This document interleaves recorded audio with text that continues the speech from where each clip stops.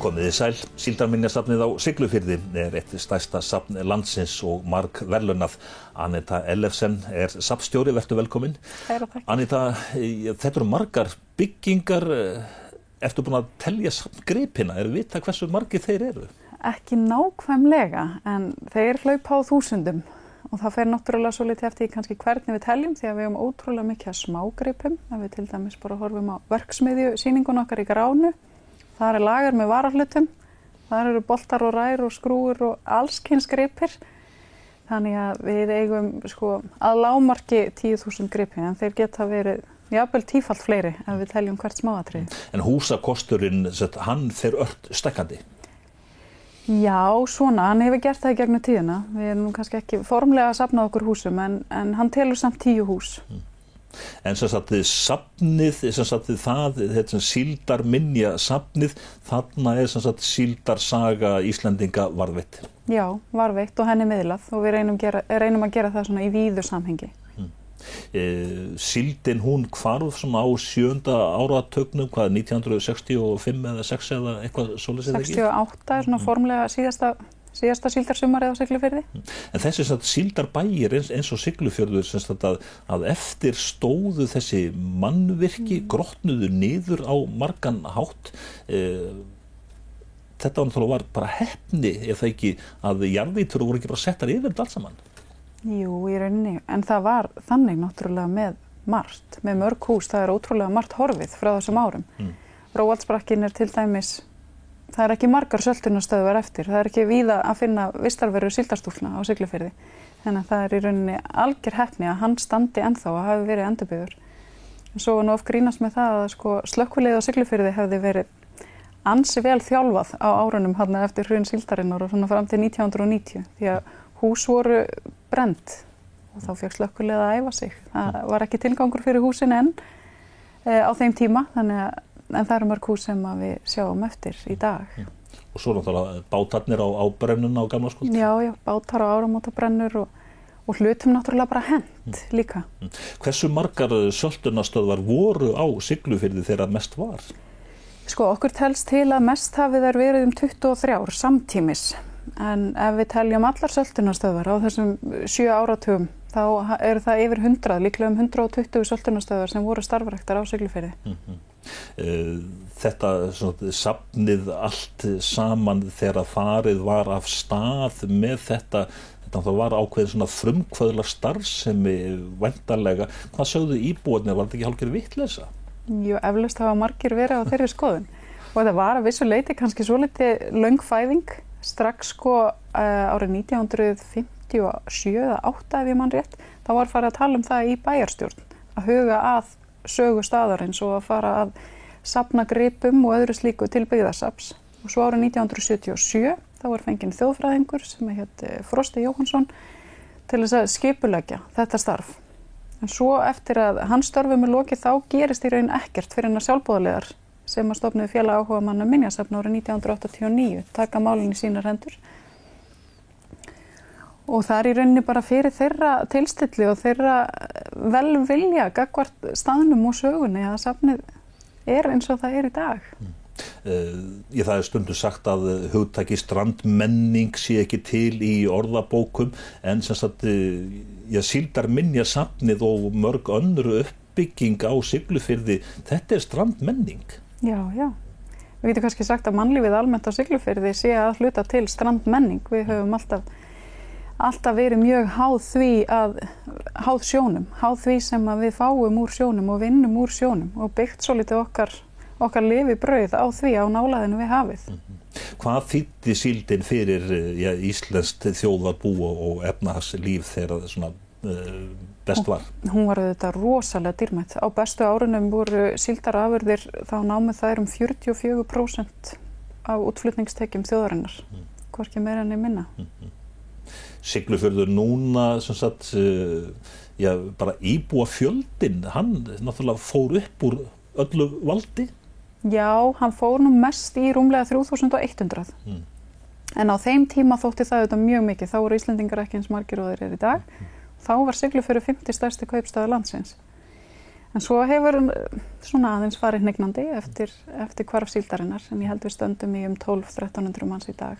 En söfnun gripanna og alls þessa sem að sjá þarna í síldarminjasafninu, má kannski segja að það hafi ekki mátt tæpara standa að bara bjarga öllum þessum verðmætum?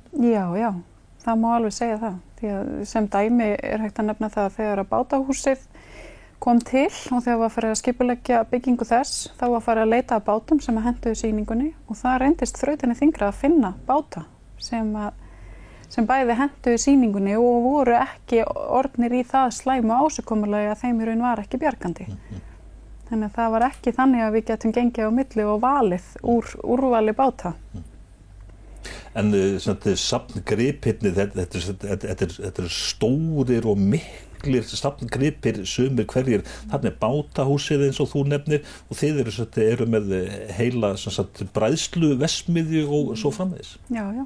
Og Róaldsbrakkinn sjálfur í rauninni safngripur sem slíkur, húsið friðað frá árið 1907 og við erum með ekki bara heldur bátana í bátahúsinu, heldur eigum við líka gamla slippinn og fleiri báta sem ekki eru á sýningum, þannig að við hefum gríðarlega mikið á stórum og umfangsmiklum gripum.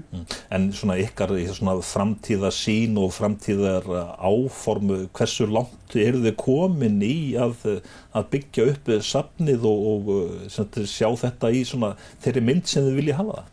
Ég held við séum nú ansi langt komin, en það eru auðvitað alltaf draumar og eitthvað sem við sjáum fyrir okkur í framtíðinni. En núna í rauninni stóra verkefni að hlúa betur að safnkostinum, að öllu því sem ekki á sýningum hjá okkur. Og þess vegna erum við að reisa salthúsið. Það ætlum við að veita safnkostinum í rauninni viðunandi varðveisluaðstæður. En hvernig gengur að skrá þetta allt saman og þá varðveita við rétt skilyrði væntanlega sem að þurfa að vera fyrir hendi? Það gengur vel að skrá, en þetta gríðarlegt verk og við eigum mikið ógert, leyfi ég mér að segja. En þetta eitthvað sem að við sinnum allan ársins og okkur tekst að sinna sem meira yfir veturinn þegar það minna gestakomur. Við þurfum svolítið að setja okkur í stellingar leiðsögumanna yfir sumarmánuðina. En að skrá safnkostin eitthvað sem við vinnum að allan ársins og með tilkomu salthúsins þá munu varðveislu aðstæður allar breytast til muna. En þegar maður kemur inn í safnið og fer á milli allra þessara húsa, þið ég greinilega hugsið þetta svolítið sem eins konar leikmynd eða hvað? Já, að vissu leyti. Upplifun? Já, safnið nefnilega hefur stundum verið kallað upplifunarsafn. Og við höfum það alltaf að markmiði að gestirnir geti á vissan hátt upplifa söguna. Að þú þurfir ekki að lesa langan eða ítarlegan texta til þess að skilja hvað það sem við erum að reyna að miðla. Og við líka leyfum okkur að vona það, sérstaklega eins og í bátahúsinu, í Gránu og uppi í Vistaverunum í Róaldsbrakka, að fólk geti svolítið gengið aftur í tíman með hjálp ímyndunaraflsins auðvitað. En að fólk geti ímyndað sér hvernig það var að ganga höfnina á Siglufirði árið 1950. Eða hvernig það var að vera síldarstúlka í Brakka. Hvað segja gestir? Gestir eru almennt mjög ánægðir og við finnum það sérstaklega gagnvart erlendu gestunum að okkur virðist yfirleitt takast að fara langt fram á væntingum því að þeim finnst síldarminjasafn eða Herring Museum ekki kannski hljóma neitt rosalega spennandi og þeir gera sér ekki mikla væntingar. En við fáum mikið hrós og mikið hól. Er það þó jafnvel mismunandi hvort það kemur inn Svíi eða Kínverji? Já, það má nú kannski segja það. Við auðvitað fáum gesti frá mjög fjarlægum slóðum sem að vita ekki einu sinni hvað síld í sjálfu sér og koma og bara átta sig ekki einu sinni á því að það sé fiskur þegar þeir komin á safnið. Þannig að það er alls kyns bakgrunnur auðvitað þeirra sem að koma og þekking ólík. En þegar maður kemur þarna inn það margt sem að maður greinilega skynjar að þið hafið hugsað út í eins og til dæmis bara lyktin eða lýsing, hljóð. Já, það er allt úthugsað. Í bátahúsinu til dæmis tjörgum við bryggjur reglulega til þess að fá réttalykt í húsið. Í Gránu erum við með mjölpóka og til þess að fá réttalykt þar líka. Við erum með hljóð í sýningunum þar að auki. Þannig að við reynum að spila á öll skynfærin, á sjónina, lyktina og heyrnina. Svo saltað reglulega væntanlega? Já, svo saltað mjög reglulega á planinu við Róvaldsbrakka. Það eru 70 sýningar bókaðar þetta sumarið. Og heimamenn, þeir dansa svona með væntanlega? Já, já. En við líka leggjum okkur töluvert fram við það að bjóða upp á ákveðna viðburði í safnhúsunum eða húsakynnum safnsins sem eru þó oftar en ekki miðaðir sérstaklega að heimamönnunum. Því að heimamenn sem eru búnir að skoða sýningarnar, þeir kannski þurfa aðra ástæðu til þess að koma aftur, heldur en að skoða aftur. En Íslendingarnir sem að koma, hvað segja þeir og hver er þeirra upplifun? Hún fer svolítið eftir aldri. Eldra fólki kemur og upplifir eitthvað sem það þekkir. Jafnvel endurlifir minningar, það er rosalega mikið af fólki sem var á síld á einhverjum tímapunkti sem kemur og bara bókstaflega ferðast aftur í tíman. En svo líka yngra fólki og fjölskyldufólki. Og ég held að svona mín tilfinning er svo að safnið kemur skemmtilega og óvart því að börn virðast vera mjög hamingjusöm með það að heimsækja síldarminjasafnið. Því að í bátahúsinu til dæmis er hægt að fara borð í tí, er hægt að fara upp í stýrishús og pröfa að stýra bátnum eða klifra niður í lúkar og sjá hvernig aðbúnaður sjómannanna var. Og þetta er ótrúlega vinsælt, sko, bæði meðal fullorðinna og barna. En hvernig var aðbúnaður fólks á síldarárunum, svona almennt? Svona, ef við miðum við það sem við höfum í dag, þá var hann auðvitað ekki upp á marga fiska. En fólk sem að var á síld, við höfum töluvert gert að því að taka viðtöl til dæmis og hérna bæði við sjómenn og verksmiðju, karla og síldarstúlkur og svo framvegis. Fólki svona yfirleitt segir það að aðbúnaðurinn hafi alveg verið ágætur miðað við það sem viðgekkst á þeim tíma en hefði ekki þótt upp á marga fiska í dag. Það er svona, þegar maður heyrir svona gömul dægulög til dæmis, þá svona einhver svona rómantík í kringum þetta. En var þetta mikil rómantík? Var þetta ekki bara erfiði? Ég held þetta hafi svo lítið verið beggja blands. Það sko... Nú hef ég á síðustu vikum talað við nær 70 manns sem að unnu í síldinni. Við höfum verið að skrá heimildir og minningar fólks. Og það er einhver glampi í augum allra. Og allir minnast landlegu kvölda og þau minnast þess þegar að það voru böll 7 daga vikunnar og það var hægt að fara í bíó. Ísfirðingar minnast þess með mikilli gleði að hafa smakkað rjómaís með súkkulaðidífi í fyrsta skipti á ævinni á Siglufirði og síldarstúlkurnar margar sko að tala um sjómennina og sjarmann sem fylgdi þeim. Það tíðkaðist víst fyrir austan að einhverjir stæðu í terlingbuxum þegar þeir voru að landa upp úr bátunum. Þannig að það er alltaf einhver rómantík sem fylgir í það minnsta minningum fólks.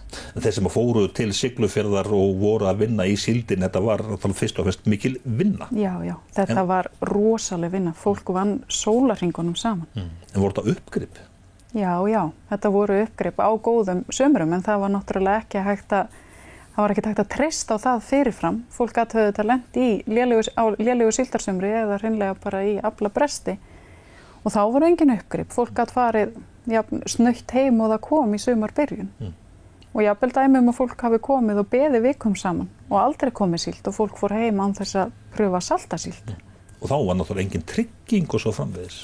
Það voru nú svona lengst af einhverja lágmarkstryggingar en þær voru auðvitað algjört lágmark. Ég veit að til dæmis árið 1935 þurfti Íslenska ríkið að borga skipsfar fyrir nær 1100 síldarstúlkur frá Siglufirði og aftur heim. Þá hafði engin afli verið allt sumarið og þær hafðu ekki efni á því að komast aftur tilbaka. En hvernig svona, er það huga að svona öðrum þáttum, til dæmis tónlist, myndlist og annað því frá þessum árum? Já, við gerum það. Tónlist, myndlist, kvikmyndum, ljósmyndum. Við eigum svolítið listaverkasafn og í öllum tilfellum er það einhvern veginn tengt ýmist sko Siglufirði eða síldinni. Tónlistin er auðvitað mikilvæg líka. Við þekkjum þessa síldartónlist eða sjómannatónlist. Við eigum gríðarlega stórt ljósmyndasafn og langstærstur hluti er frá síldarárunum. Við eigum líklega hátt í 200.000 ljósmyndir sem við varðveitum. Og svo eru það auðvitað kvikmyndirna líka sem að skipta miklu máli. Þær eru afskaplega dýrmætar, þessar gömlu kvikmyndir og við miðlum þeim líka á safninu í sýningunum. En hvað með ég til dæmis bara að varðveita hugtök, málið, ég sé inn á ykkar heimasíðu að þar þið eru að huga þessum þætti? Já, það hefur verið lögð mikil vinna í svokallaða orðalista sem eru tengdir, þeir eru í rauninni 3. Það veiðar og sjómennskan og svo það bræðslan og söltunin og þetta eitthvað sem í stöðugri þróun og stöðugri vinnslu. Við erum alltaf að uppgötva ný orð og það líka þannig að það sem var eitthvað kallað á Siglufirði, það hét öðru nafni á Raufarhöfn eða annar staðar. Þannig að við erum alltaf að læra ný hugtök og þá passum við okkur á því að bæta því í orðalistana. Hvað botnmerki? Botnamerki var notað til þess að merkja botnin á síldartunnunni áður en að hún var flutt út, þannig að hægt væri að rekja það hvaðan síldin kom, hvaða dag hún var söltuð og svo framvegis. En dígsilmaður? Dígsilmaður sá sem að sló tunnurnar til, eins og maður segir. Dígsilmaður notaðist við bæði dígsil og drífolt til þess að opna og loka síldartunnunum, slá til gerðirnar og setja í botna. En stúari? Stúari var sá sem þetta orðið eins og munnlegt próf. Stúari sá það útskipun og að hlaða í skipin. Ýmist tunnum eða mjölpokum eða því sem flutt var út. Já. En sem sagt, ég safnið það svona, eins og segið, það stækkar svona nokkuð, hefur stækkað. Hvernig svona bókhaldi, debit og kredit, þið á fjárlögum ríkisins eða hversu stór hluti aðgangseyrir og hversu margir koma til ykkar hverju ári? Já, bókhaldið, debit og kredit en yfirleitt á núlli. Það er bara markmiðið að ná að vera, allavega réttu megin á núlli. Við erum ekki á fjárlögum en við gerum samninga við menntamálaráðuneytið. Það hefur verið ýmist í 2 eða 3 ára í senn og þá höfum við ákveðnum skyldum að gegna gagnvart ráðuneytinu en fáum fjármagn á móti og það hefur verið eins gagnvart sveitarfélaginu. En tekjur af rekstrinum eru okkar stærsti þáttur í innkomu. Það líklega svona 60% af okkar rekstrafé kemur frá aðgangseyri og annarri þjónustu sem við veitum gestum. Ég svona giska á, þó ég hef ekki hugmynd það, en ég giska á að þetta sé nokkuð hátt hlutfall miðað við mörg önnur söfn. Já, ég held það. Það náttúrulega misjafnt, sum söfn jafnvel taka ekki aðgangseyri, þannig að þar hann bara ekki til í bókhaldinu, þannig að það auðvitað allur gangur á. En ég held það að þetta sé svona allavega yfir meðallagi. Siglufjörður svona landfræðilega nokkuð einangraður. Hvað þýddi það fyrir Síldarminjasafnið að fá nýjustu göngin, minnstakosti Héðinsfjarðargöngin? Það skiptir auðvitað mjög miklu máli. Áður var Siglufjörður svona ákveðin endastöð. Þú þurftir að ákveða það að fara til Siglufjarðar og svo að keyra sömu leið tilbaka. Og það virðist oft ekki vera ákjósanlegt hjá ferðamönnum að velja slíkar leiðir. Þeir vilja halda áfram alltaf. Þannig að við finnum það að breytingin hefur verið mjög mikil. Árin fyrir göng vorum við að fá svona bilna 8 til 12.000 gesti árlega en strax árið eftir að göngin opnuðu þá skutust við upp í 20.000 gesti og vorum í tæplega 28.000 á síðasta ári. Þannig að þetta hjálpar vissulega. Það meiri umferð. Ferðamönnum hefur fjölgað mjög mikið á Siglufirði á undanförnum árum sem þá í göngunum meðal annars að þakka. Já, meðal annars. Það hefur, eins og ég segi, það hjálpar mjög til að vera orðin hluti af einhverjum hring og það svo mikill munur líka í þessum skipulögðu ferðum að fá rúturnar í gegn, að gestir gista á Siglufirði. Þar hefur líka gistimöguleikum fjölgað mjög og gestir stoppa lengur á staðnum. En ég giska á að Síldarminjasafnið það sé svolítið eins og sagt í ferðamannabralsan svolítið öflug segull. Já, það það. Safnið náttúrulega eins og þú nefndir áðan, meðal stærstu safna á landinu. Verðlaunin hafa vissulega hjálpað til að fá bæði íslensku safnverðlaunin og svo evrópsku safnverðlaunin árið 2004. Svo fengum við umhverfisverðlaun ferðamálastofu fyrir rúmu ári síðan og það hleðst aðeins á hilluna. En svo bara þetta góða orðspor. Mér finnst almennt að við fáum góðar umsagnir, gestir fara ánægðir frá okkur Hversu lengi eru gestir á safninu svona sýnist eða hafið þið mælt það eitthvað? Þetta tekur heillangan tíma að skoða allt safnið ef maður ætlar sér það. Það gerir það og auðvitað er mjög misjafnt hvað fólk stoppar lengi en ég myndi segja meðaltali svona 1,5 klukkustund. Það er líklega svona meðaltíminn. Það er alltaf munur á þeim sem lesa textana í sýningunum og þeim sem ekki lesa. En að setja upp svona safn þá sem sagt svona lykil orðið heyrist mér á þér að þetta sé lifandi allt saman. Já, það hefur verið það hjá okkur að þetta sé lifandi og að sýningin tali við gestina í rauninni. Og það hefur reynst okkur mjög vel að fara þá leið. En er það stundum kannski þannig að fólk sem sagt í Íslendinga minnstakosti koma til ykkar og svo er það að koma aftur til 2-3 ár til að það fara svona nánar onni í þetta alls? Já, við upplifum það mikið að fólk kemur aftur og fólk talar það að safnið er svo umfangsmikið og það er svo margt að sjá í sýningunum að þeim finnst ómögulegt að komast yfir allt í einni heimsókn.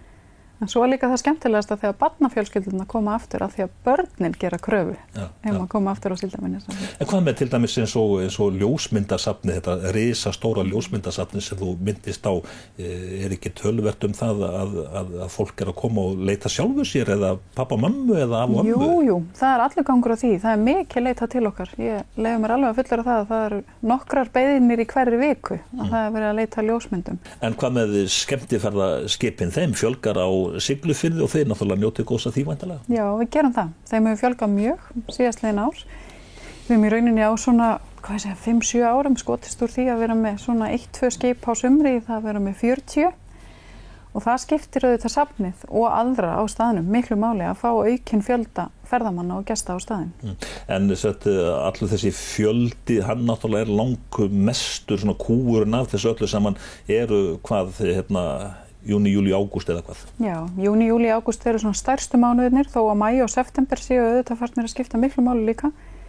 En svo svona helsta breytingi kannski svo að það er orðið eitthvað alla hina mánuði ársins. Það er í rauninni engin mánuður sem dettur út og það var þannig áður. Að vetramánuðirnir, það var hending ef að ferðamaður bankaði upp á. En veturinn hann fer meira svona í rannsóknir og annað því líkt. Já, við svona beinum okkar orku og tíma í það á veturna að sinna skráningu, rannsóknum, ljósmyndasafninu, endurbótum og sýningunum og jafnvel samstarfi við erlendu söfn, við hefum líka svolítið gert af því. Sérðu fyrir að þessi þáttur að hann aukist í framtíðinni, alls konar rannsóknir? Já, vissulega. Og hann þarf að gera það því að við verðum að framfylgja safnalögum og við verðum að sinna innra starfinu og öllu því faglega.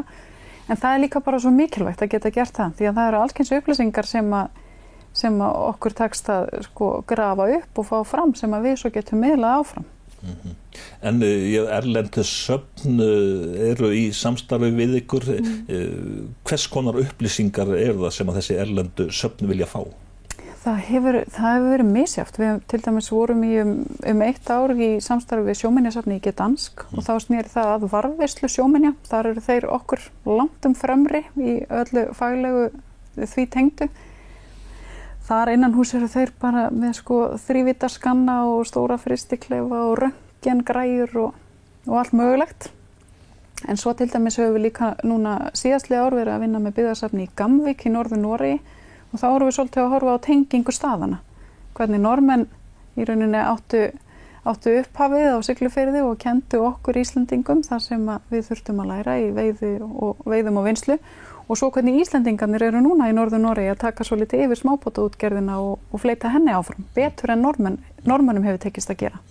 En er það þannig að erlendu söfni eru að koma til ykkar og læra og skoða og fræðast? Já. Og svo kannski að þið í Síldarminjasafninu farið erlendis í sömu erindagjörðum? Já, við höfum gert það. Við höfum til dæmis tekið þátt í strandmenningarhátíðum víða Skandinavíu af því við ræddum strandmenninguna áðan og þar eru alltaf söfn involveruð og að ferðast Skandinavíu þá er síldin alltaf sameiginlegur þáttur og eitthvað sem að þjóðirnar eiga sameiginlegt. Því að það er líka það skemmtilega við þetta að þetta er ekki bara saga okkar Íslendinga. Þetta var stærra en það og allar skandinavísku þjóðirnar eiga sína sögu á Siglufirði. Það bara þannig. Það bara þannig. Ég var á Siglufirði daginn og þá tók ég eftir að það bara þó nokkuð á dúum þarna. Já. Eru það hluti af safninu? Það nú strangt til tekið kannski ekki hluti af safninu, en við látum þeim eftir svona, hvað ég að segja, 3-4 fermetra. Það sem sagt, þær heldur til þarna í gömlu sjóhúsi sem var rifið þegar vegurinn við Snorragötu var færður fyrir nokkrum árum. Og þá þótti mönnum ómögulegt að þær yrðu heimilislausar greiðin, þannig að þær fengu þarna lítinn skikka á lofti hjá okkur og fá skjól þar. Tekur fólk eftir dúunum? Já, fólk það og bæjarbúar margir sinna þeim mjög vel. Þær fá að borða oft á dag. En svona, Siglufjörður hefur þróast svolítið svona, út í svona að gera út á strandmenninguna og síldarminjasafnið svona kannski þar í fórustunni. Það nú bara einhvern veginn þannig, Anita, að svona hafið það dregur fólk til sín. Það gerir það. Það gerir það.